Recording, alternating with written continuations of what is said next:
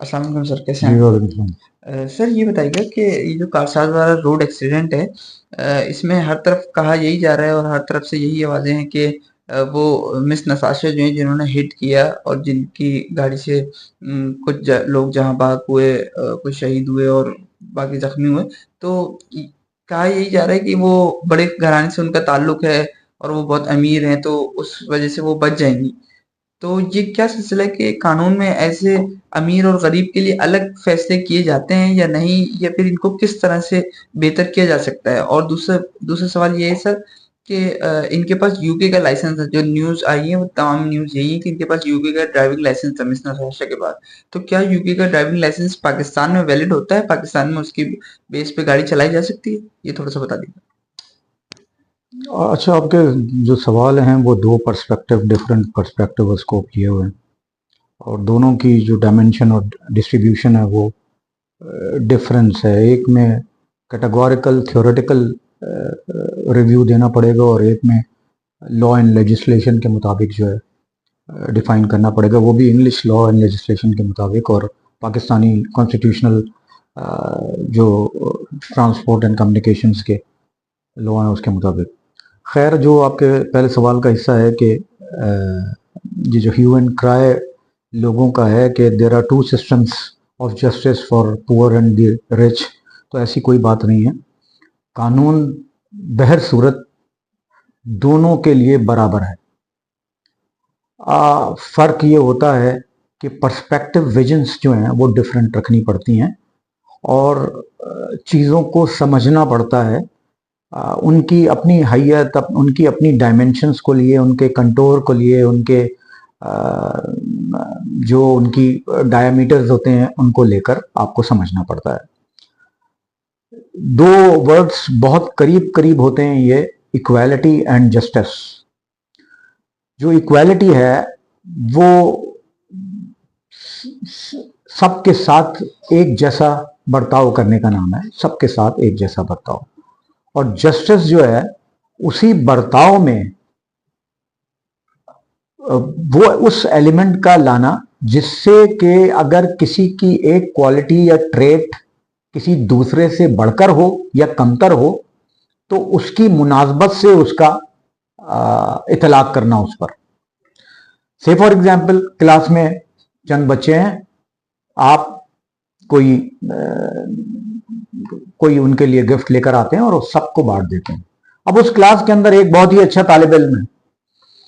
तो जो जस्टिस है, जो इक्वालिटी है, वो तो आपने सब में एक जैसी बराबरी बांट दी, लेकिन जस्टिस ये है कि वो जो बेहतरीन लड़का था, आप उसको एक्नॉलेज करें, उसकी बेहतर एलिमेंट्स को, और आप उसको एक एडिशनल गिफ्ट उसको दें। और उसी में एक बहुत शरीर लड़का था, तो गिफ्ट उसको भी मिला, लेकिन उसके अंदर जो जो आपने रेक्टिफाई करना है एलिमेंट्स, उस शरीर लड़के को उतना बूस्ट करना है कि वो शरारत छोड़कर और पढ़ाई लिखाई की तरफ राग़िब हो जाए। तो उसके मॉरल कैरेक्टर को बढ़ाना, उसके दूसरे फैक्टर्स को अप्राइज करना, उसको रेस करना टू द लेवल के वो एक अच्छे लड़के की तरह बन जाए, उसको जस्टिस कहते हैं। ये नहीं कि आप उसको उस लेवल पे छोड़ दें। तो ये जो सिस्टम होता है इक्वालिटी और जस्टिस का, ये ऐसा ही होता है कि आप एक शर्ट लें, एक स्मॉल साइज की शर्ट लें, और तीन स्टेचर वाले लोगों को पहनाना शुरू कर दें, जिसका एक बड़ा जिस्म हो, एक इसका मॉडरेट जिस्म हो, उसका एक छोटे कद का आदमी है, उसका एक कमतर जिस्म हो उसका, तो आप इन तीनों को एक शर्ट नहीं पहना सकते। तो जस्टिस कहते हैं कि जिसकी जिसकी मुनासबत से जो चीजें हैं उसकी मुनासबत से उसको पहना दें, चाहे वो स्मॉल, मीडियम एंड लार्ज करके, जबकि शर्ट तीनों को मिली, लेकिन स्मॉल, मीडियम एंड लार्ज। तो इक्वालिटी इज जो आप शर्ट दे रहे हैं, और small, medium, large is justice, कि आप फिर बराबरी से दे रहे, नहीं कर रहे हैं कि वो एबनॉर्मलिटी की तरफ देखिए, जो लार्ज वाला है वो एबनॉर्मल। तो इस कॉन्सेप्ट को आपको समझना है कि जो इक्वालिटी और जस्टिस होता है, अब चाहे वो विक्टिम हो या चाहे वो असेलेंट, परपेचुएटर हो या कोई मर्डरर हो, आपने जो कानून की जो थियोलॉजी है, कानून का जो फ्रेज, जो जो जिसको यूं समझ लीजिए जो ओबीडियंस है कानूनदान के लिए, वो नंबर वन ये कि जस्टिस शैल प्रिवेल, कि हर जस्टिस को आपने प्रिवेल करके रखना है। नंबर टू कि no man shall be condemned unheard, कोई ऐसा ना हो जो कहे कि मुझे सुना ही नहीं और मुझे सजा दे दी गई। एक मुलजिम को मुजरिम उस वक्त तक नहीं ठहराया जाएगा जब तक वो गिल्टी नहीं प्रूव हो जाएगा। तो ये वो एलिमेंट्स हैं जो जस्टिस की तरफ लेकर जाते हैं। और जस्टिस क्या कि बेशक इसमें ये गुनाहगार होगा लेकिन he will be heard, he can not be condemned until heard. तो आप उसको सुनेंगे, आप उसके अंदर से उसकी आइसोलेट करेंगे, उसकी फ्लॉज को आइसोलेट करेंगे, आप देखेंगे कि ये डेलिब्रेट है, आप देखेंगे कि ये वॉलंटरी है, इनवॉलंटरी है, या इसमें इंटेंशन शामिल है या इंटेंशन शामिल नहीं है। उसी बुनियादों पर हदें लगती हैं, उसी बुनियादों के ऊपर जो एलिमेंट्स होते हैं जस्टिस के वो इम्प्लीमेंट होते हैं। और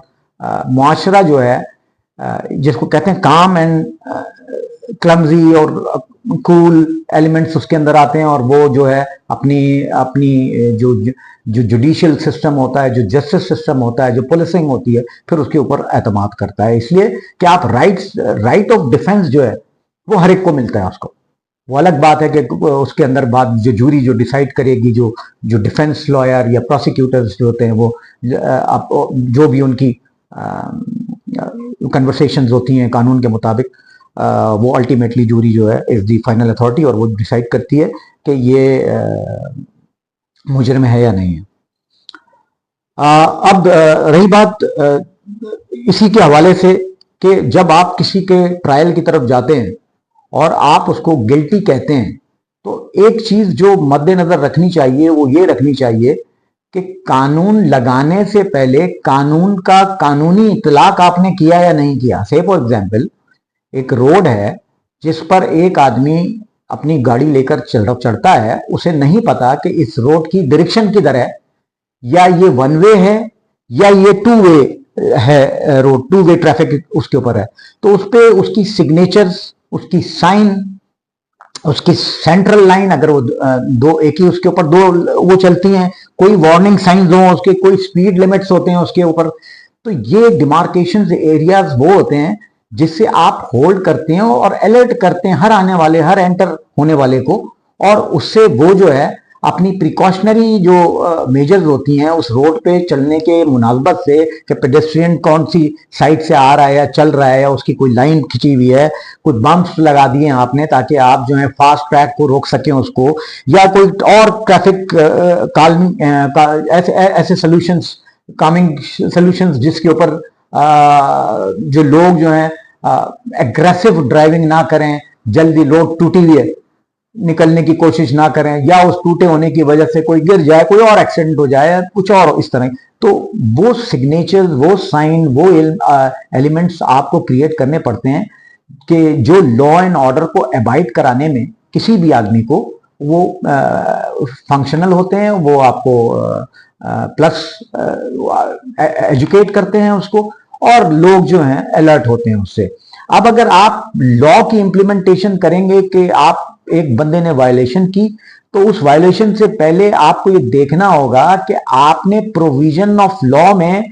इंप्लीमेंटेशन ऑफ लॉ के अंदर क्या क्या चीजें उसको प्रोवाइड करी जिस पर उसको ये कहा जा सकता है कि आपको हमने सारी चीजें एक्सप्लेन करी हैं, सारी चीजें बतलाई, दिखाई, आपकी विजन्स ने देखा उसको, आपकी माइंड ने अंडरस्टूड किया, और उसके बावजूद आपने जो है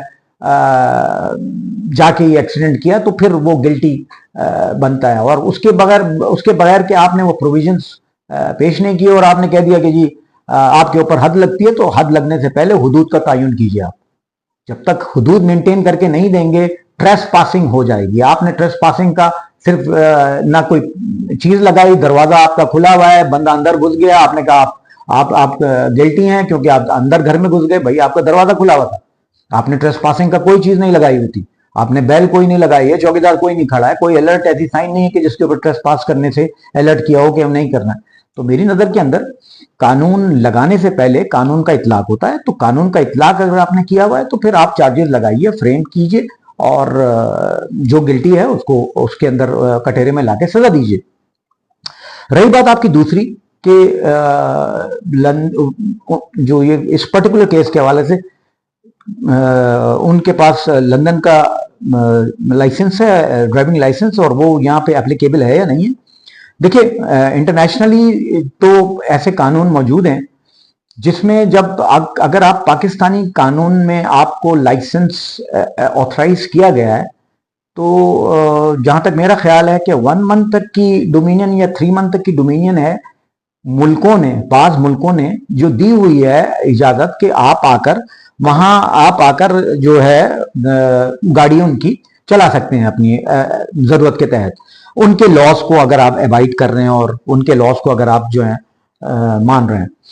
से फॉर एग्जाम्पल, आप अमेरिका का है, आप यहाँ से गए और महीना 2 महीना 3 महीने तक आप उस अपने लाइसेंस के ऊपर वैलिड चला सकते हैं। आप इसी तरह का दूसरे मुल्क हैं जहाँ पे आप ये चला सकते हैं। अब रही बात ये कि अमेरिकन यहाँ आके चला सकता है, इसी तरीके से ऑथराइज करती हैं कंट्रीज एक दूसरे को कि जहाँ पे लाइसेंस वैलिड होते हैं उसमें एडिशनल एलिमेंट्स होते हैं। लंदन और आयरलैंड और इस तरह के जो एरियाज हैं,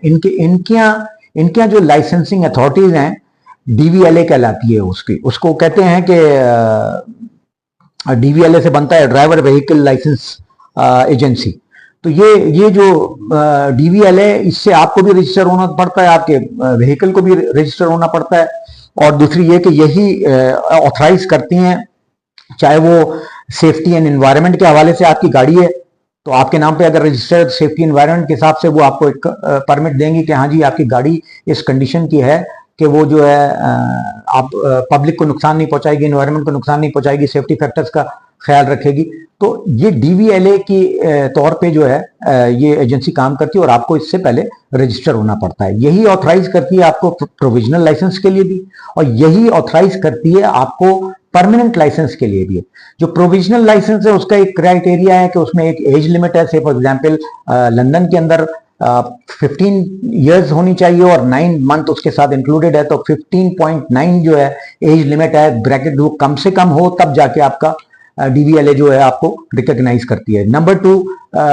इस एज फैक्टर के अलावा आपके पास से फॉर एग्जाम्पल अगर आप लाइसेंस की तरफ जा रहे हैं, परमानेंट लाइसेंस की तरफ जा रहे हैं, आपके पास इंश्योरेंस, आपका अपना सर्टिफिकेट जो मिलता है इंश्योरेंस सर्टिफिकेट हो,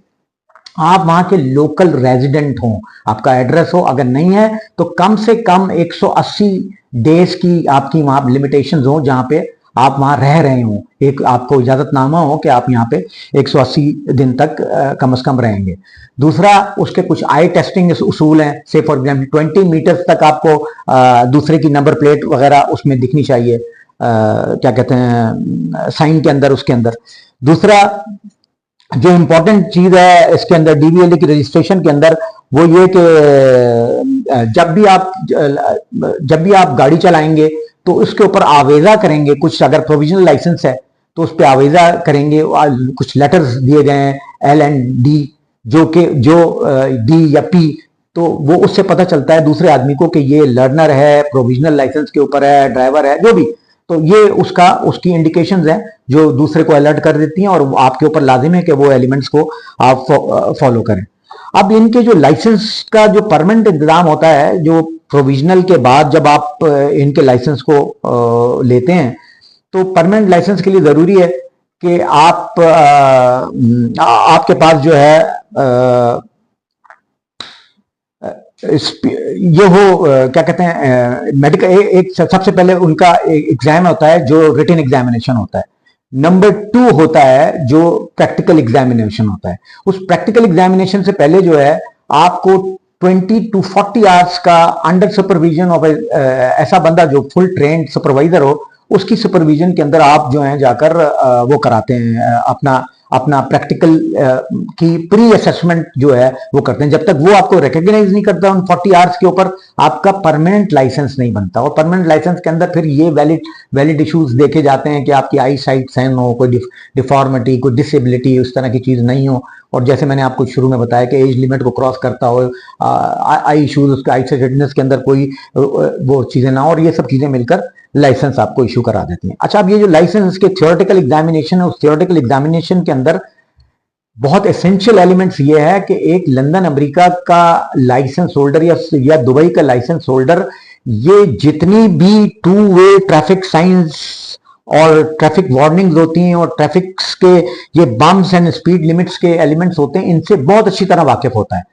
तो ये मुमकिन नहीं है कि एक भारत का ट्रेन ड्राइवर, जिसके पास ट्रेन ड्राइवर लाइसेंस हो, वो आपके कानून से नाबलद हो या आपकी साइनों से या सिग्नेचर से नाबलद हो। ये तो एक नॉर्मल सी बात है, इसलिए कि वहां पे लाइसेंस ऐसे नहीं मिल जाते कि बगैर आपके थ्योरेटिकल एग्जामिनेशन के, बगैर प्रैक्टिकल एग्जामिनेशन को लाइसेंस ग्रांट कर दिया गया। तो यहाँ पे जब ऐसा आदमी जो जहां जो लाइसेंस होल्डर होता है वो जब दूसरे मुल्क में जाकर चलाता है, तो लंदन के डीवीएलए के कानून के मुताबिक उन्होंने ऑथराइज किया है एक इंटरनेशनल कार लाइसेंस सर्विसेज, इनका परमिट होता है। और वो जो लाइसेंस परमिट्स हैं इनके हैं, वो 3 हिस्सों के अंदर मुख्तलिफ मुल्कों के उसमें इन्होंने लाइसेंस परमिट को डिवाइड किया है, जिसमें से गालबन एक जो है वो 1926 है, दूसरा 1949 है और तीसरा 1968 का परमिट है, जिसके तहत पाकिस्तान जो है रिकग्नाइज होता है और वो पाकिस्तान में ड्राइव कर सकते हैं। आप कितने अर्से ड्राइव करेंगे, जैसा मैंने बताया कि आपके ये इनकी एक वैलिडिटी है कि वो जितने अरसे का आपको लाइसेंस वैलिड करके देते हैं आप ड्राइव कर सकते हैं उस टेम्पररी पीरियड। परमानेंट पीरियड में आप नहीं कर सकते, आपको पाकिस्तानी लाइसेंस लेना पड़ेगा उसको लामाला। वो वहां के लिए लाइसेंस है और यहाँ के लिए टेम्पररी है। तो ये कानून दुनिया भर में होते हैं, टेम्पररी आपको अलाउ करते हैं और परमानेंट वो आपको उस वक्त अलाउ करते हैं जब आपके पास इंटरनेशनल होल्डिंग लाइसेंस होता है, उसके अलावा आपको नहीं करते। तो मेरी नज़र में ये जो शोर मचा हुआ है कि इनका इंग्लैंड का लाइसेंस था या नहीं था, वो इंग्लैंड का लाइसेंस यहाँ टेम्परेरी तो इसको ओन किया जाएगा, परमानेंटली एक्नॉलेज नहीं किया जा सकता उसको। Thank you very much.